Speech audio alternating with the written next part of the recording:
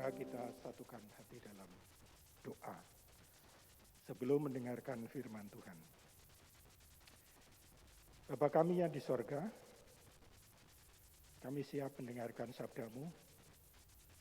Satu hal yang kami minta kepadamu yaitu Roh Kudus dinyatakan kepada pribadi kami masing-masing, agar kami mudah mencerna kehendak-Mu dan dapat kami lakukan dalam kehidupan sehari-hari. Ke dalam tangan Tuhan Yesus kami memohon. Amin.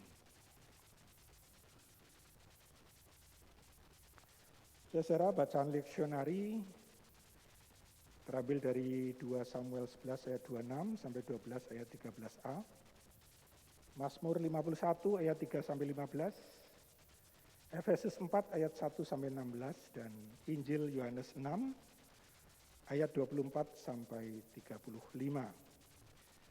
Saat ini saya akan membacakan Injil Yohanes 6 ayat 24 sampai 35. Demikian firman Tuhan. Ketika orang banyak melihat bahwa Yesus tidak ada di situ dan murid-muridnya juga tidak, mereka naik ke perahu-perahu itu lalu berangkat ke Kapernaum untuk mencari Yesus. Roti hidup ayat 25. Ketika orang banyak menemukan Yesus di seberang laut itu, mereka berkata kepadanya, "Rabi, bila mana engkau tiba di sini?"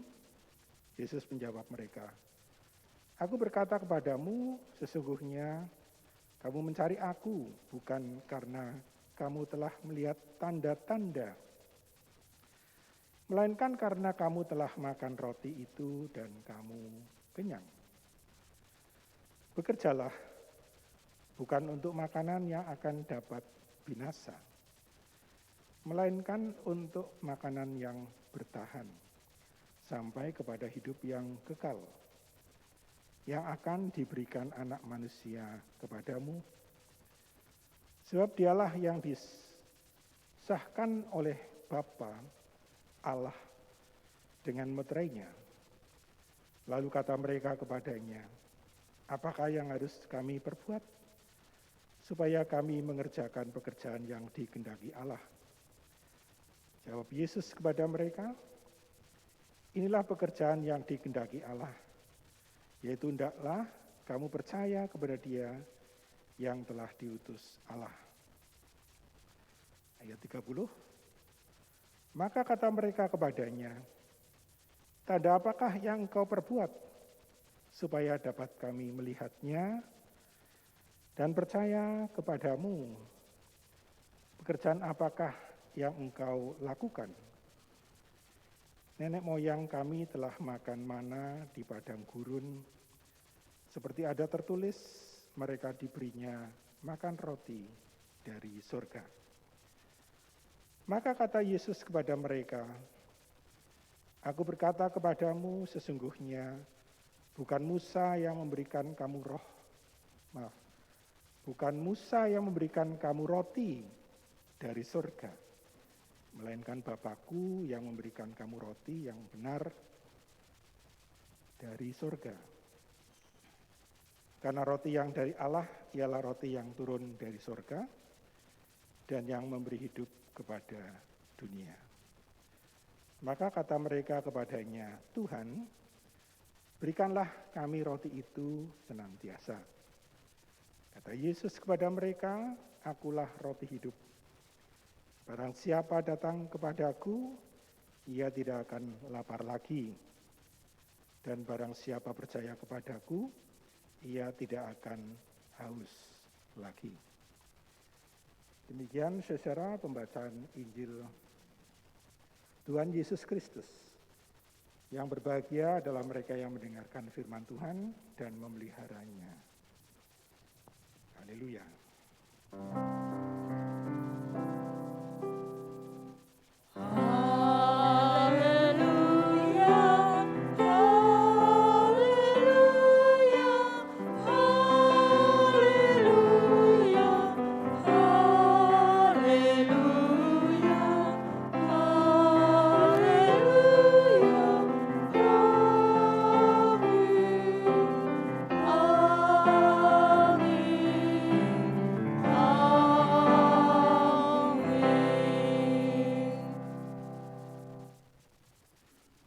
Jemaat yang dikasihi oleh Tuhan Yesus Kristus. Minggu ini kita masih berada di minggu-minggu setelah pencurahan Roh Kudus. Untuk itu kita diajak untuk tetap taat dan setia terhadap tuntunan Roh Kudus. Dan kita diajak untuk merasakan tadi itu kasih Allah yang begitu besar. Kita diajak untuk merasakan dengan hati jernih. Nah, untuk itu kita akan membawa tema memelihara kesatuan roh. Jemaat, kuatnya sebuah ikatan itu ikatan suatu kelompok, suatu komunitas, biasanya didasari oleh tujuan yang kuat. Dasarnya apa kita membuat komunitas? Kita berkelompok ini dasarnya apa, tujuannya apa? Kalau tidak jelas, maka biasanya mudah pudar, gitu ya. Nah, tidak kalah penting, kelompok itu digerakkan oleh spirit. Kalau bahasa rohani itu oleh roh, ya. Yang kuat, oleh jiwa yang kuat, yang disepakati bersama oleh anggota-anggotanya. Misalnya hidup berkeluarga. Calon pengantin biasanya ditanya tujuanmu menikah apa. Kalau enggak begitu jelas tujuannya, biasanya majelis gereja atau pengajar katekisasi itu bertanya-tanya tujuanmu menikah apa. Nah, ini tidak baik karena kedepannya akan mudah mudar. Kehidupan bergereja juga begitu. Kehidupan bermasyarakat juga begitu. Sama. Dasar tujuan kita bergereja. Nah, memulai sebuah kelompok, membuat kelompok itu kan biasanya mudah ya, memulainya. Tapi mempertahankannya itu yang tidak mudah. Saya kira di mana-mana itu Bapak Ibu. Kalau ada salah satu anggota kelompok bertindak kurang pas, maka akan merusak relasi di antara anggota itu sendiri gitu ya. Termasuk dalam keluarga. Kita semua diberhadapkan pada sebuah situasi. Jika di antara kita, bapak, ibu, anak, ada yang keliru dalam bertindak, biasanya akan merusak relasi selanjutnya di rumah itu. Gitu. Nah, itu ya saudara-saudara latar belakang bagaimana kesatuan itu penting. Kesatuan roh yang seperti apa yang mau kita bawa dalam hidup. Saudara, perbuatan Raja Daud mengambil Batseba. Batseba itu istri Uria. Uria itu siapa? Dia itu bawahannya Daud kan, tentara, pimpinan tentara. Daud mengambil Batseba itu dengan cara yang licik. Dan itu merupakan tindakan yang jahat di hadapan Tuhan. Itu ada di 2 Samuel 11 ayatnya 27c. Tetapi hal yang telah dilakukan Daud itu adalah jahat di mata Tuhan. Nah, dalam tradisi bangsa Israel, Sebuah perkabungan biasanya dilakukan dengan cara meratap,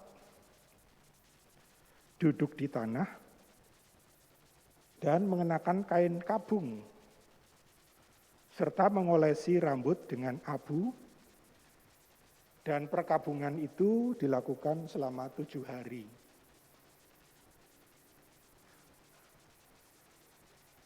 Nah, saat itu Betseba telah mengandung anak dari Daud. Berbarengan ia berkabung karena kematian suaminya. Coba bayangkan, dia hidup di dua dunia. Satu hal meratapi suaminya yang mati, karena memang ada memo dari Daud supaya Uria maju perang dan supaya terbunuh.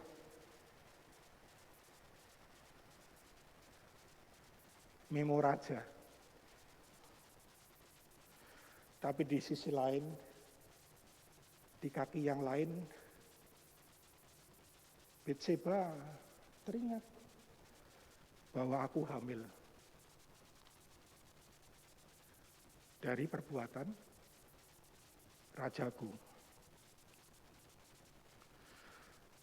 Jadi seolah-olah baik Betseba maupun Daud saling sepakat menutupi kejahatannya. Sehingga setelah lewat masa perkabungan, segera Daud mengambil Betseba sebagai istrinya. Saya membayangkan perkabungan itu enggak cukup 7 hari. Betul apa enggak Bapak Ibu? Berbulan-bulan, bisa lebih dari setahun. Setelah lewat waktu berkabung, maka Daud menyuruh membawa perempuan itu ke rumahnya. Perempuan itu menjadi istrinya dan melahirkan seorang anak laki-laki baginya. Itu ayat 27. Jadi ada apa? Kok begitu cepat proses itu? Nah, di hadapan Tuhan, ini jahat.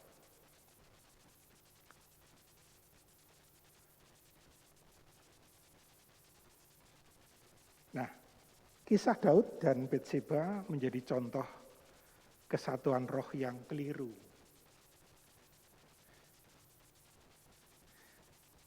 Karena mereka sepakat menjalani kecurangan bersama.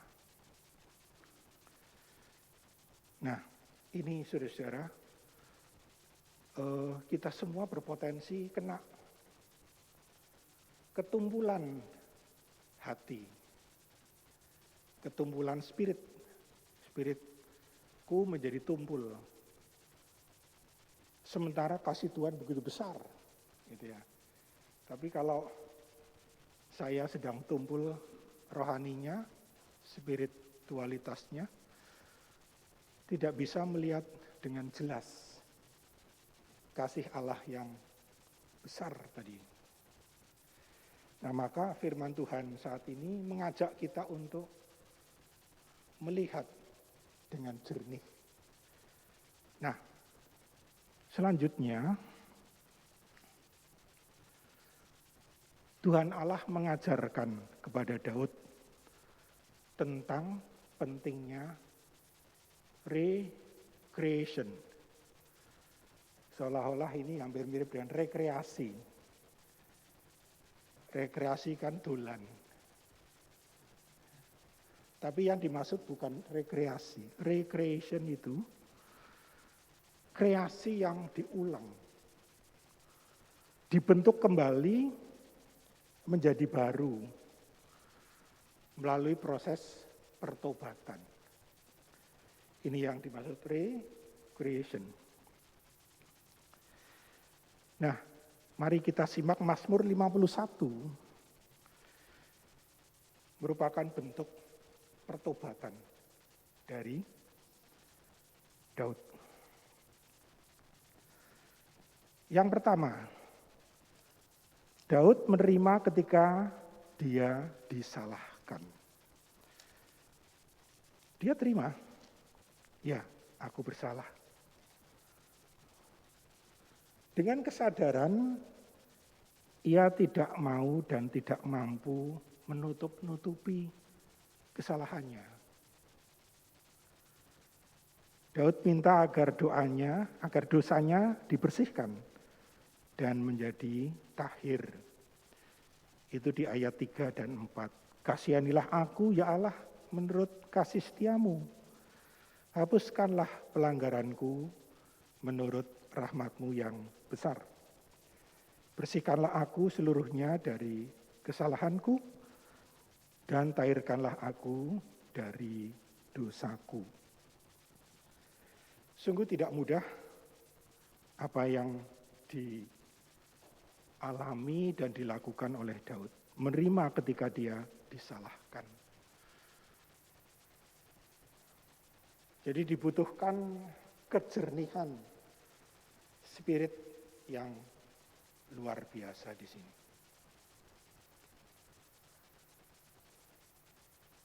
Bawaan daging yang ada pada kita adalah menutupi kesalahan yang aku perbuat sendiri. Nek ditanya ya mana buktinya gitu ya. Nah, ini menggunakan logika hukum. Bukti ini. Kalau Bapak Ibu bisa membuktikan silahkan. Nah, saat kita membangun ketebalan badani, sangat sulit bagi kita untuk jernih. Sangat sulit bagi saya untuk jernih melihat karya Allah yang besar tadi. Catatan kedua, menyatakan pengakuan atas kesalahannya, itu di ayat 5. Sebab aku sendiri sadar akan pelanggaranku, aku senantiasa bergumul dengan dosaku. Tanda pertobatan Daud dimulai dengan setiap sikap mau mengaku salah. Pengampunan diberikan karena adanya pengakuan salah. Ya, saya salah. Tidak mudah. Sungguh tidak mudah. Daud punya pengalaman jatuh dalam dosa dan diampuni. Itu dampaknya luar biasa, saudara. Yaitu menjadi orang yang kuat dan berani bersaksi. Bahkan mengajarkan jalan kebenaran. Supaya orang lain yang berdosa dapat berbalik kepada Allah. Kalau Bapak Ibu membaca perjalanan hidup Daud setelah pertobatan itu sangat luar biasa ya, menghadapi pemberontakan, tapi dia tetap berpegang pada Allah. Absalom memberontak.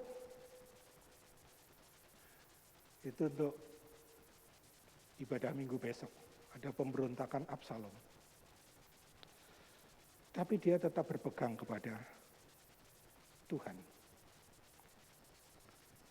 Dia mengajarkan bagaimana kasih Allah yang besar itu dalam hidupnya.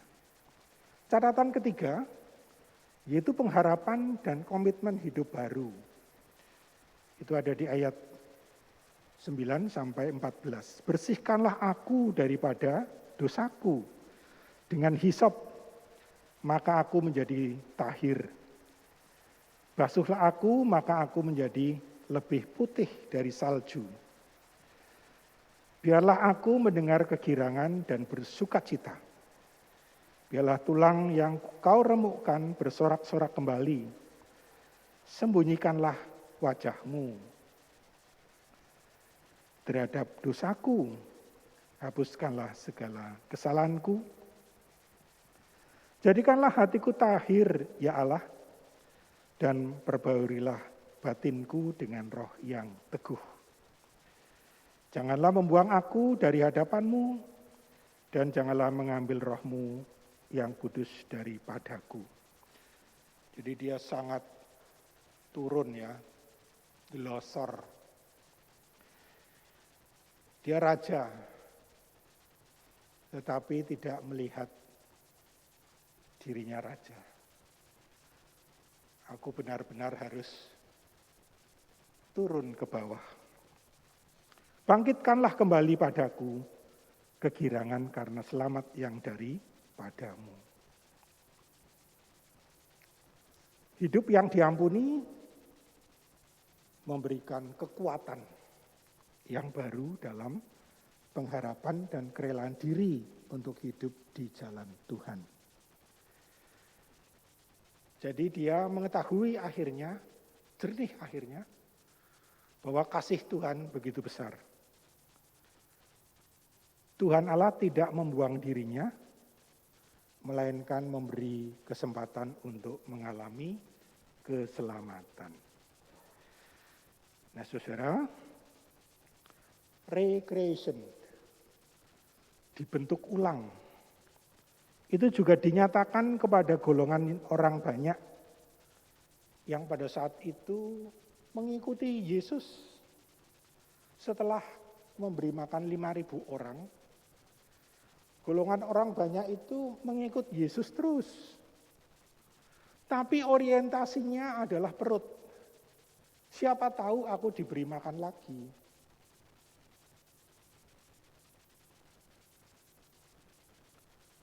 Nah, apa yang dikatakan oleh Tuhan Yesus? Di ayat 26, aku berkata kepadamu, sesungguhnya kamu mencari aku bukan karena kamu telah melihat tanda-tanda, melainkan karena kamu telah makan roti itu dan kamu kenyang. Tuhan Yesus menghendaki mereka bekerja. Itu ayat 27. Jadi makna di balik kata bekerja adalah percaya. Nah, gimana ini? Bekerja kok percaya? Ada teman pendeta dalam status WA-nya menuliskan pekerjaanku adalah beriman.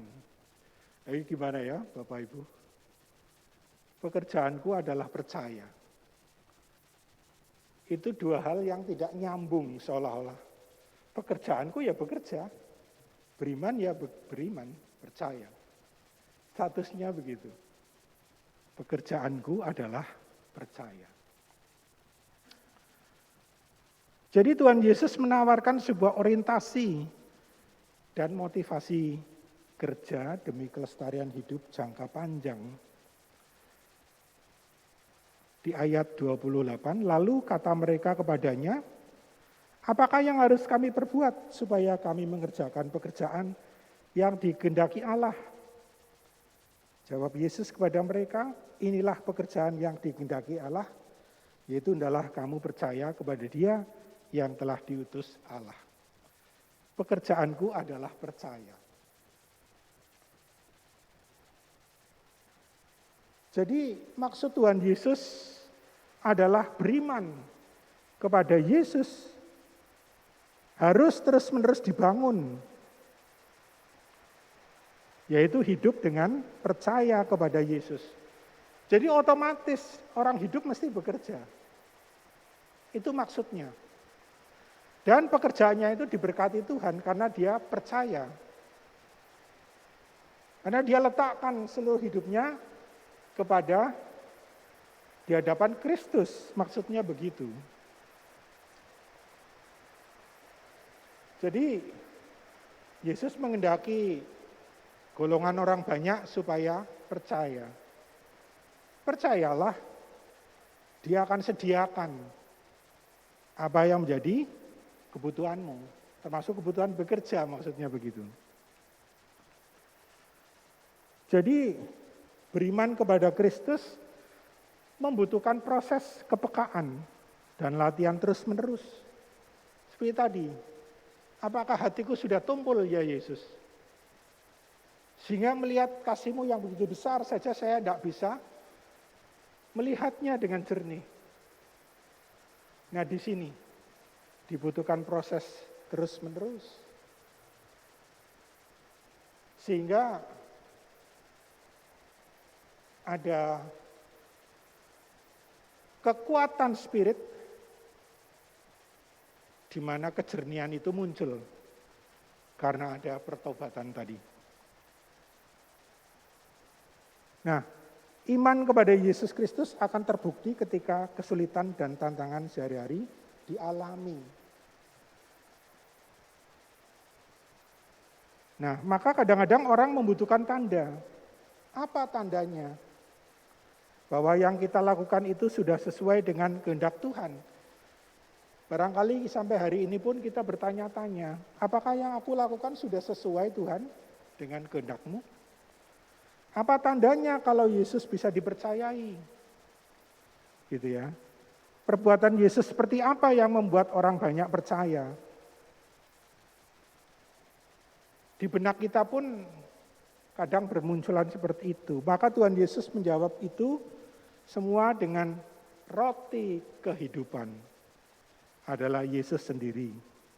Itu melebihi roti mana yang dari sorga, di mana pada waktu itu dalam perjalanan dari Mesir menuju Kanaan dialami oleh bangsa Israel dan Musa.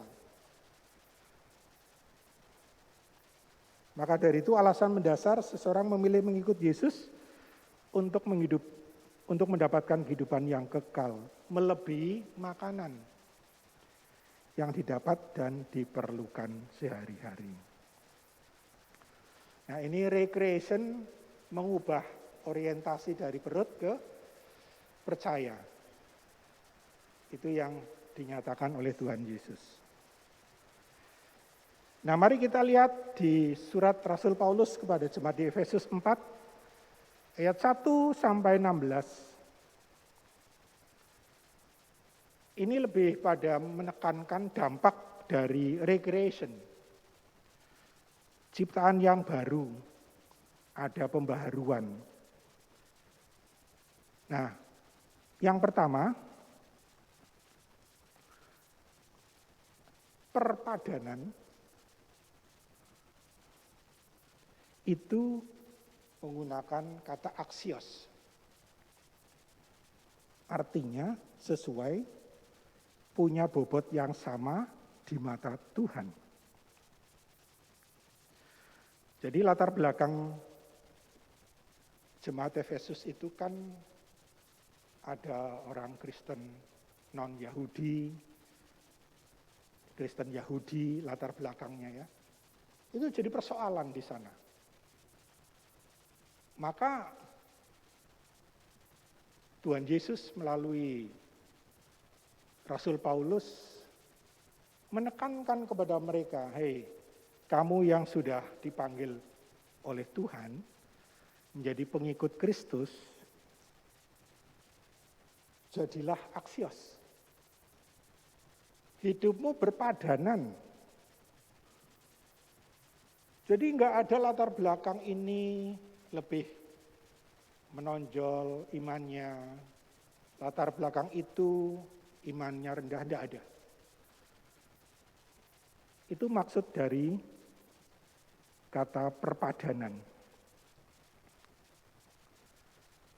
Nah,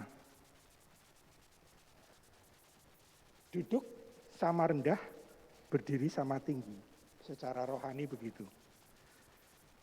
Jadi maksud Yesus melalui Paulus, supaya jemaat di Efesus tidak usah membanding-bandingkan. Tidak usah minder.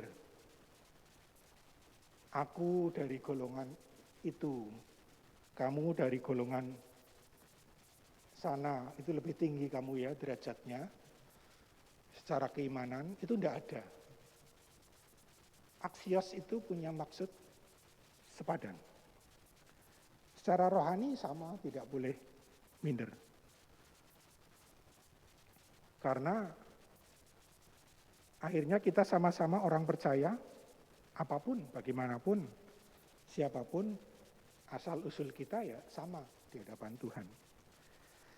Nah, di balik kata aksios itu akan berdampak pada apa? Diikuti sikap rendah hati.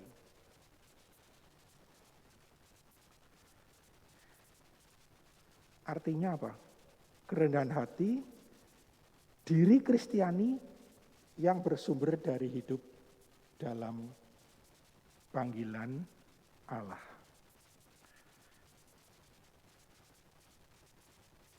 Kita periksa, saudara, kejernihan batin itu ditandai dengan kerendahan hati. Tape inu frosun. Kerendahan hati diri Kristiani yang bersumber dari panggilan Allah. Kita sudah dipanggil. Jika saat ini kita mendapati diriku ada kerendahan hati, berarti melihat kasih Allah semakin jernih. Itu maksudnya. Yang kedua, lemah lembut. Prautetos. Jadi gambaran praus yang diambil dari kata prautetos itu digambarkan begini. Kalau ada orang marah, orang Kristen marah, marahnya itu saatnya tepat. Itu yang namanya praus. Jadi hidupnya itu dikendalikan oleh Roh Kudus. Ini contohnya begitu. Bagaimana kita bisa melakukan sebuah tindakan yang tepat? Itu karena ada kendali dari Roh Kudus. Lakukan. Sekarang saatnya lakukan. Ini yang namanya prautetos. Nah, catatan kedua ini pun kita diajak untuk melihat apakah aku sudah masuk, sudah punya, atau semakin diperbanyak nih prautetosnya. Sehingga semakin jernih melihat kasih Tuhan yang begitu besar. Yang ketiga adalah sabar. Makrotumios. Panjang sabar dalam menjalani hidup, terutama saat dalam kesulitan dan tantangan. Nah, ini pun kita diajak untuk melihat apakah dalam diriku ada makrotumios, kesabaran. Nah, saudara yang dikasihi Tuhan, inilah pesan firman Tuhan di hari ini, di mana memelihara kesatuan roh menjadi bagian kita. Nah, kiranya jadi berkat dan dapat kita lakukan dalam kehidupan sehari-hari. Tuhan Yesus memberkati. Amin.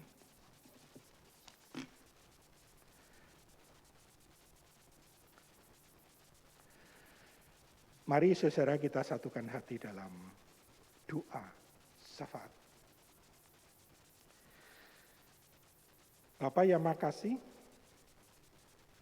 terima kasih Tuhan untuk pengajaran-Mu. Terkadang bahkan seringkali kami menjadi tumpul untuk melihat kasih Kristus yang begitu besar. Namun pengajaran-Mu sungguh mengajak kami untuk semakin peka, jernih dengan cara bertobat. Pertobatan demi pertobatan kami berani adakan bersama dengan Kristus. Kami berani lalui bersama dengan Kristus. Ada rasa malu di mana Kristus mengikisnya. Ada rasa ragu di mana Kristus juga mengambilnya dari hati kami yang telah bertobat. Ajarkan itu kepada kami Tuhan, sehingga buah-buah pertobatan adalah keberanian untuk melayani, untuk mengajarkan, untuk bersaksi tentang kebaikan Kristus yang begitu besar tadi dalam hidup sehari-hari. Untuk itu Tuhan nyatakan kepada anak-anak-Mu yang masih sekolah di PAUD, TK, SD, SMP, SMA sampai perguruan tinggi. Untuk anak-anak-Mu yang mencari pekerjaan, mencari pasangan hidup, kiranya kami diajak untuk melihat kasih Kristus yang begitu besar. Sebenarnya lah Tuhan sudah menyediakan, termasuk menyediakan berkat-berkat untuk jemaat-Mu yang sudah bekerja, di mana saat ini sedang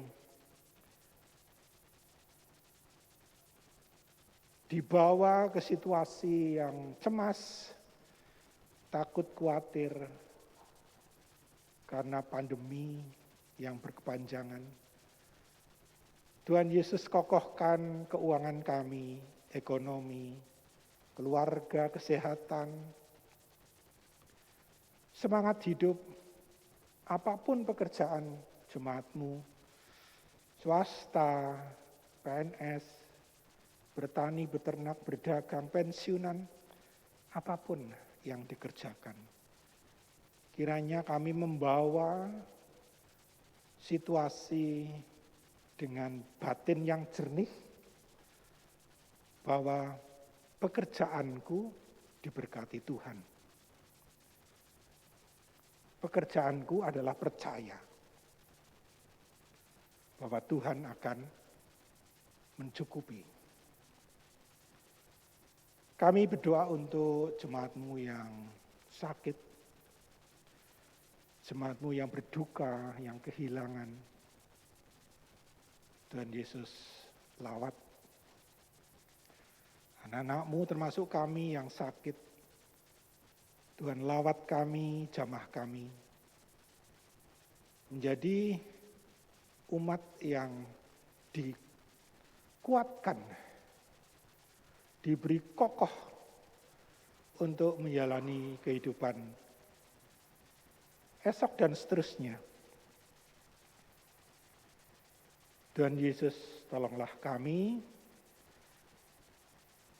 dalam menjalankan kehidupan dengan mendasari pada pekerjaanku adalah percaya. Pada saat Engkau melihat kami perlu ada pembaharuan spirit,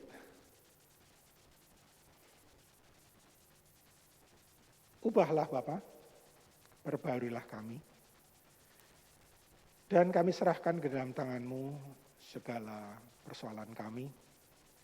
Masa lalu kami, luka batin, luka hati. Hati yang mendendam, hati yang iri, hati yang kecewa, hati yang merasa jadi korban, hati yang merasa dirinya tidak berguna, tidak dianggap dan sebagainya. kami satu hati seluruh jemaat ini, baik yang datang di gereja maupun yang di rumah, termasuk jemaatmu di tempat lain.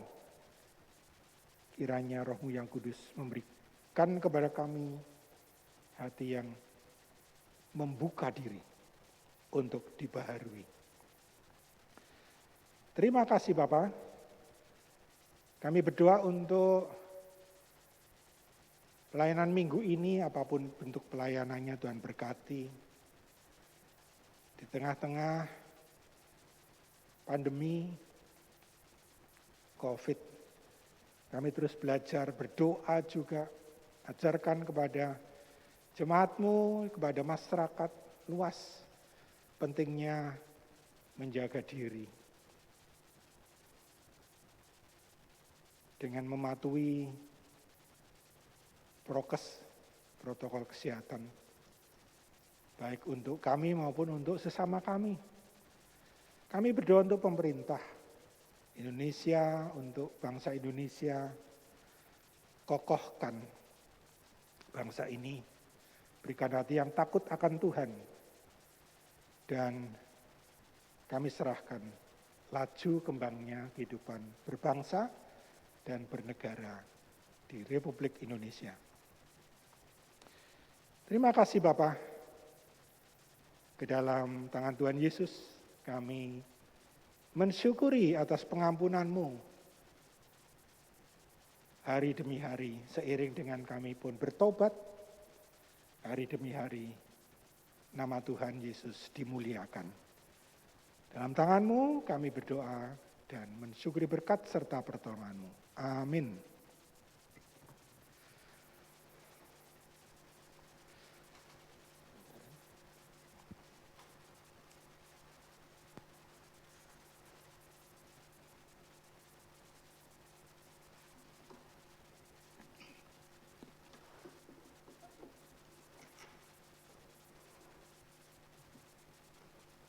Pengujian diri sebelum kita mengikuti perjamuan kudus. Saya sampaikan kepada seluruh jemaat, baik yang nantinya mengikuti di gereja maupun yang mengikuti di rumah masing-masing. Undangan dan pengujian diri. Jemaat yang dikasihi oleh Tuhan Yesus Kristus, sehubungan pada hari Minggu tanggal 8 Agustus tahun 2021 akan dilayankan sakramen perjamuan kudus. Majelis GKJ Kaunganten menginformasikan sekaligus mengundang saudara sekalian untuk melakukan pengujian diri agar dilayakkan oleh Roh Kudus untuk mengambil bagian dalam perjamuan kudus. Saudara sekalian, firman Tuhan yang baru saja kita dengar tadi kiranya semakin menguatkan dan meneguhkan iman kita kepada Tuhan Yesus Kristus. Sebelum kita mengambil bagian dalam sakramen perjamuan kudus minggu depan, marilah kita melakukan pengujian diri dengan bertanya kepada diri sendiri demikian. Yang pertama, apakah kita menyadari dan mengakui bahwa kita berada dalam kondisi tidak selamat, bahwa kita tidak mampu melepaskan diri dari kondisi tersebut dengan kekuatan dan usaha sendiri, dan membutuhkan juru selamat untuk terlepas dari kondisi tidak selamat itu. Lalu yang kedua, apakah kita sungguh-sungguh bertobat dan yakin kepada Tuhan Allah yang telah menyelamatkan kita melalui kematian dan kebangkitan Tuhan Yesus? Yang ketiga, apakah kita menyerahkan diri dan menggantungkan sepenuhnya kepada pertolongan Allah? Lalu yang keempat, apakah saya sungguh-sungguh bertekad selalu menjalani hidup penuh syukur atas anugerah penyelamatan Allah? Monggo masing-masing boleh berdiam diri sejenak. Lalu menanggapi undangan perjamuan kudus untuk penatua dan diaken. Kepada yang terkasih Bapak Ibu penatua dan diaken, dipersilakan berdiri.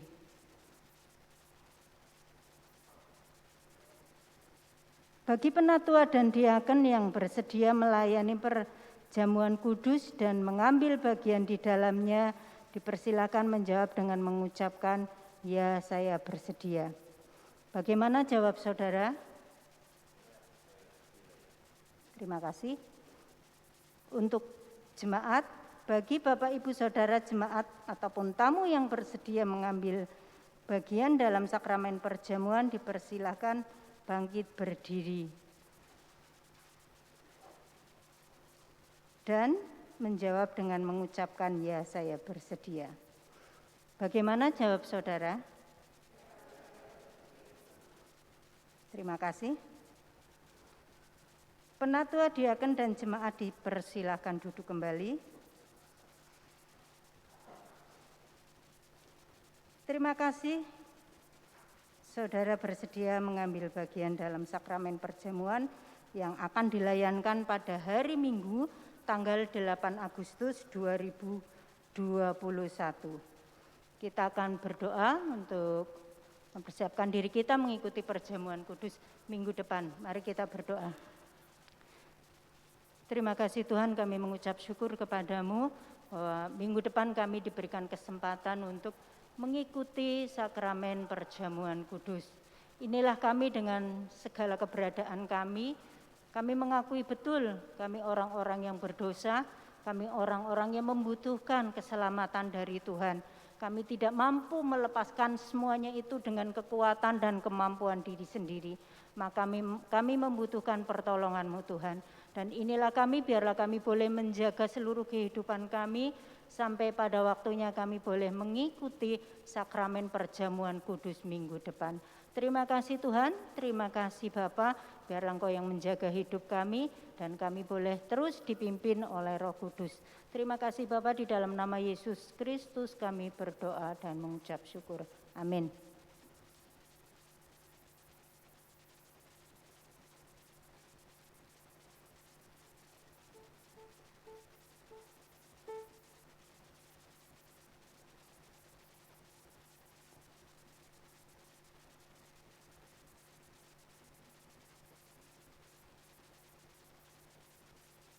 Marilah Bapak Ibu kita bangkit berdiri dengan mengakui iman percaya kita kepada Tuhan Yesus. Kita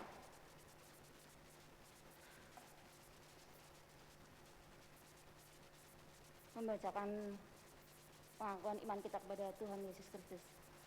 Aku percaya kepada Allah Bapa yang Maha Kuasa, Khalik langit dan bumi, dan kepada Yesus Kristus, Anaknya yang tunggal Tuhan kita, yang dikandung daripada Roh Kudus, lahir dari anak darah Maria, yang menderita di bawah pemerintahan Pontius Pilatus, disalibkan, mati dan dikuburkan, turun dalam kerajaan maut.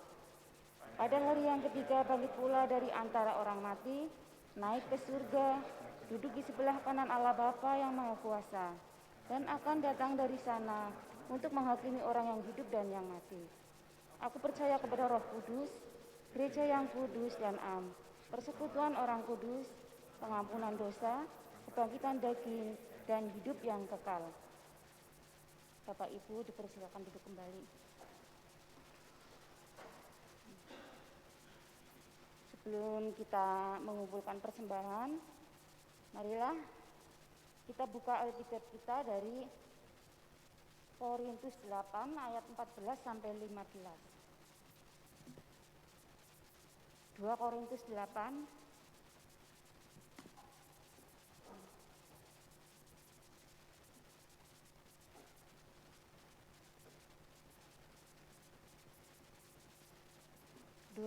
8 ayat 14 sampai 15.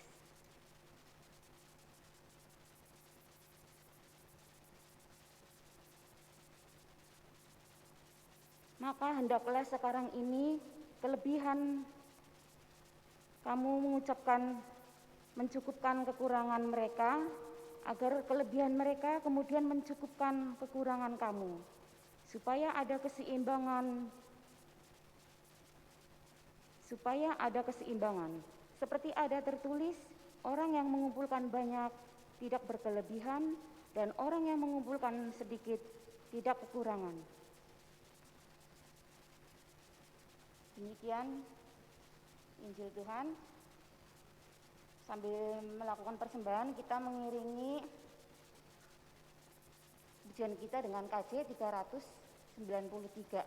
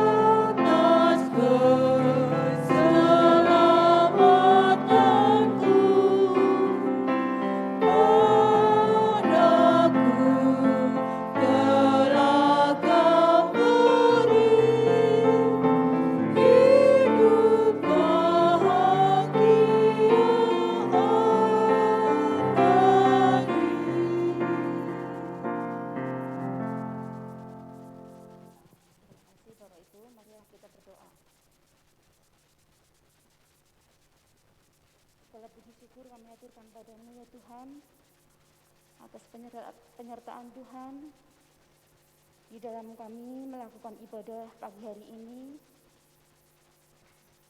bisa kami lakukan dengan baik. Tuhan, terima kasih juga atas penyertaan-Mu. Semoga firman yang telah kami dengar pagi hari ini akan membuat kekuatan iman kami ya Tuhan. Dengan buka hati dan pikiran kami untuk senantiasa mau berjalan seturut dan dengan kehendak-Mu saja. Tuhan Yesus, kami juga baru saja mengumpulkan persembahan yang kami bawa dari rumah kami masing-masing. Berkatilah persembahan ini ya Tuhan. Kiranya persembahan yang telah kami kumpulkan akan menjadi kemuliaan nama-Mu saja. Tuhan, Berkati juga tangan-tangan kami yang telah mengumpulkan persembahan ini.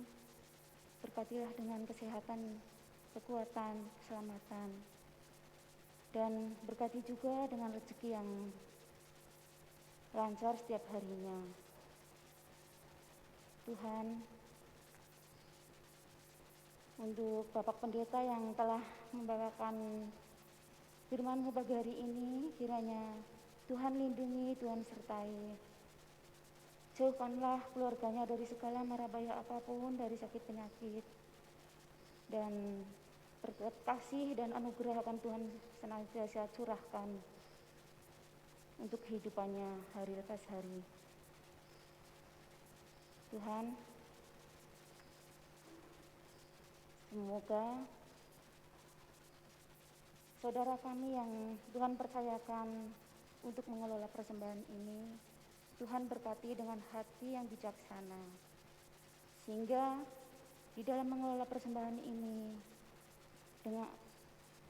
bisa mengelola dengan baik dan benar dan seturut dengan kehendak-Mu saja. Tuhan Yesus, kami juga hendak undur dari tempat ini. Kiranya Tuhan bimbing, Tuhan tuntun langkah kami satu persatu, sehingga di dalam perjalanan kami pulang ke rumah, Tuhan berkati kami dengan kesehatan dan keselamatan, sehingga kami bisa berkumpul kembali dengan keluarga kami. Untuk waktu selanjutnya ya Tuhan, kami serahkan semuanya ke dalam tangan kuasa-Mu.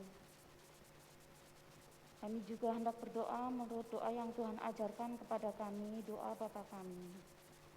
Bapa kami yang ada di dalam kerajaan surga, dikuduskanlah nama-Mu, datanglah kerajaan-Mu, jadilah kehendak-Mu di bumi seperti di surga. Berikanlah pada hari ini makanan kami yang cukupnya, dan ampunilah akan kesalahan kami, seperti kami juga mengampuni orang-orang yang bersalah kepada kami. Janganlah kau bawa kami ke dalam pencobaan, tetapi lepaskanlah kami daripada yang jahat. Karena Engkau lah yang punya kerajaan, kuasa dan kemuliaan, sekarang sampai selama-lamanya. Amin.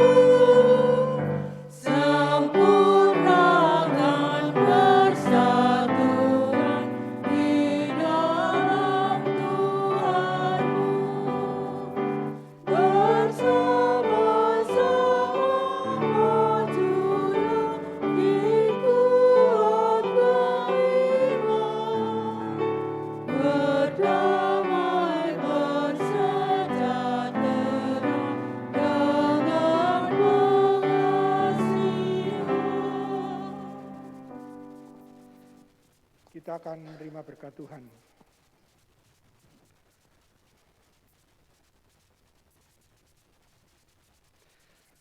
Tuhan memberkati engkau dan melindungi engkau. Tuhan menyinari engkau dengan wajah-Nya dan memberi engkau kasih karunia. Tuhan menghadapkan wajah-Nya kepadamu dan memberi engkau damai sejahtera. Amin.